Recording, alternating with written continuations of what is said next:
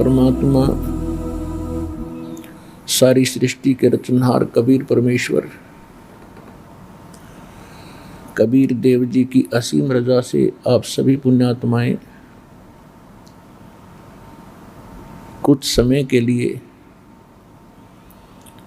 परमात्मा की महिमा सुनने के लिए उपस्थित हुए।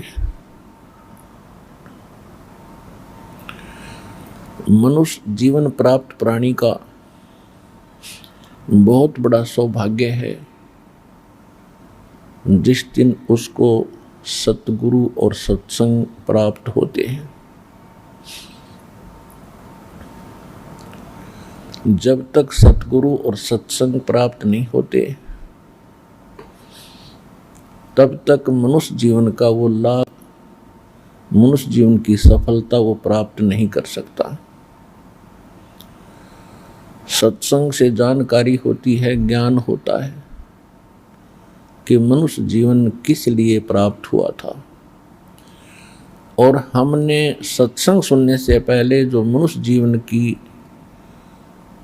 जो प्रक्रिया, मनुष्य जीवन का जो लक्ष्य उद्देश्य, उसकी अचीवमेंट जो मान रखी थी वो आप सबको मालूम है।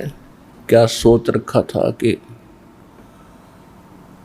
अपना रोजगार बढ़िया हो, अच्छी पढ़ाई पढ़ूं, विवाह हो जावे, फिर उसके बाद संतान हो, उनकी परवरिश करें, उनकी विवाह करके फिर उनसे हम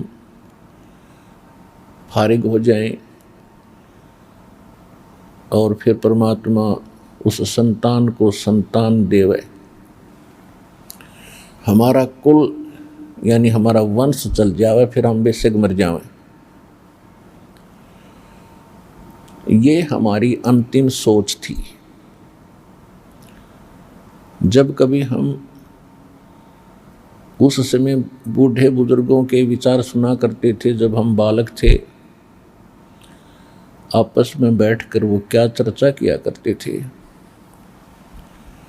कुशल मंगल पूछते थे, संतान कितनी है, कैसे है। तो दूसरा बताता था कि मैं 2 लड़के 2 लड़की हैं, सबको विवाह कर दिया, सबको भगवान ने संतान दे दी, अब बेशक मर जाऊं, मेरा काम पूरा हो लिया। तो उस समय हमें भी ऐसा ही लगता था कि हम भी बस इतना ही काम करेंगे। अब ज्ञान सत्संग सुनने से, सतगुरु मिलने से, तत्वज्ञान की रोशनी में अब पता चला कि उस भद्र पुरुष ने जो ये कह रहा था कि मेरा काम पूरा हो गया, मनुष्य जीवन का काम तो उसने स्टार्ट भी ना किया।